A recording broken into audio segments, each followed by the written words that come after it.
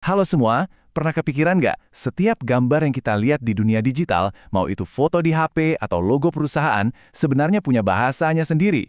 Nah, bahasa ini ada dua jenis, dan hari ini kita bakal kupas tuntas keduanya, raster dan vektor.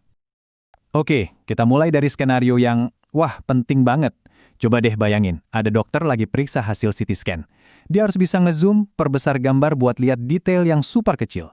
Kalau gambarnya jadi buram atau pecah, wah, taruhannya bisa nyawa.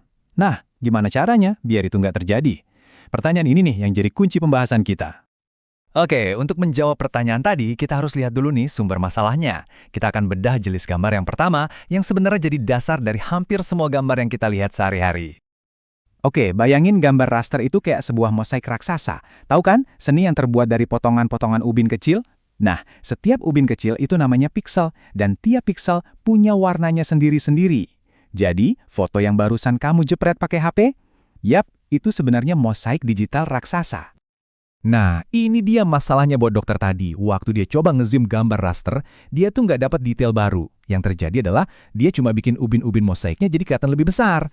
Akibatnya, gambarnya jadi kotak-kotak, buram. Inilah yang sering kita sebut gambarnya pecah. Jadi intinya gini, gambar raster itu jago banget buat nampilin warna dan detail yang rumit, makanya cocok buat foto. Tapi ada kelemahannya. Pertama, karena nyimpen data tiap piksel, ukuran filenya bisa gede banget. Dan yang paling penting, kalau kita perbesar, kualitasnya bakal anjlok. Gambarnya jadi buram, pecah. Kita semua pasti pernah ngalamin ini kan?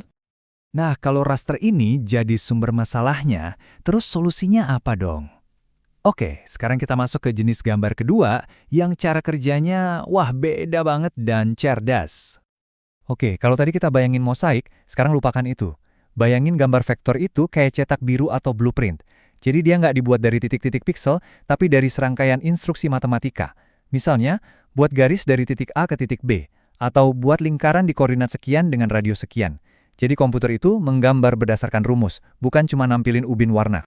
Nah, disinilah kerennya vektor. Waktu kita perbesar gambar vektor, kita tuh nggak lagi meregangkan piksel. Nggak sama sekali. Yang kita lakukan adalah ngasih perintah ke komputer, tolong hitung ulang rumusnya dan gambar lagi blueprint-nya, tapi sekarang ukurannya lebih gede ya. Hasilnya, gambar yang selalu tajam, sempurna, mau diperbesar segede apapun juga. Kekuatan inilah yang bikin vektor jadi andalan. Coba pikir, logo perusahaan. Kenapa bisa tajam di kartu nama yang kecil, tapi juga tetap tajam di billboard segede gaban? Ya karena itu vektor. Ukuran filenya juga biasanya jauh lebih kecil. Kan cuma nyimpen rumus kan, bukan data jutaan piksel. Bahkan tulisan yang lagi kamu baca di layar ini, itu juga vektor. Makanya kalau kamu ubah ukuran font, tulisannya nggak pernah pecah. Oke, biar lebih jelas, kita adu langsung aja keduanya. Di satu sisi ada si raster, si mozaik yang kaya detail tapi kaku kalau diubah ukurannya. Di sisi lain ada si vektor, si blueprint yang super fleksibel dan presisi. Jadi ini bukan soal mana yang lebih bagus ya, tapi lebih ke mana alat yang pas buat kerjaan yang mana. Oke, sekarang kita balik lagi ke ruangan dokter tadi. Yuk, kita lihat gimana dua bahasa, gambar ini ternyata bisa kerja bareng buat ngasih solusi yang, ya, bisa menyelamatkan nyawa. Nah, alur kerjanya tuh brilian banget. Jadi gini, hasil pindaian awal, CT scan atau MRI-nya, itu adalah gambar raster, ibaratnya foto detail dari organ tubuh. Terus, dokter pakai software khusus buat nandain area yang mencurigakan. Nah, garis yang dia gambar itu adalah vektor. Kerennya lagi, garis vektor ini bisa di-zoom sebesar-besarnya tanpa pecah, jadi dokter bisa ngukur dengan super akurat, sementara gambar rasternya di belakang tetap ngasih konteks visualnya. Dan kombinasi canggih ini nggak cuma ada di dunia medis loh.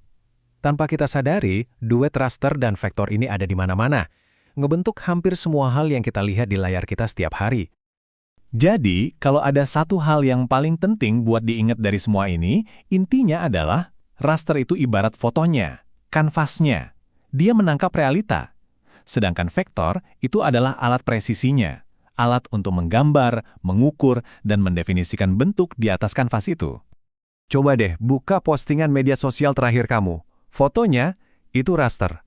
Terus logo Instagram atau Facebook di pojokan, vektor. Teks caption yang kamu ketik, vektor juga. Ikon love atau like, itu juga vektor. Semuanya kerja bareng di atas layar HP kamu, yang lucunya, layar itu sendiri adalah sebuah display raster raksasa. Jadi, lain kali kalau kamu lihat logo perusahaan yang super tajam di papan reklame raksasa, coba deh bayangin. Di balik gambar yang kelihatan simpel itu, sebenarnya ada cetak biru matematika yang lagi bekerja. Nah, sekarang setelah tahu rahasia ini, coba perhatikan lagi dunia digital di sekitar kamu. Kira-kira apa lagi yang bisa kamu lihat dengan cara yang berbeda?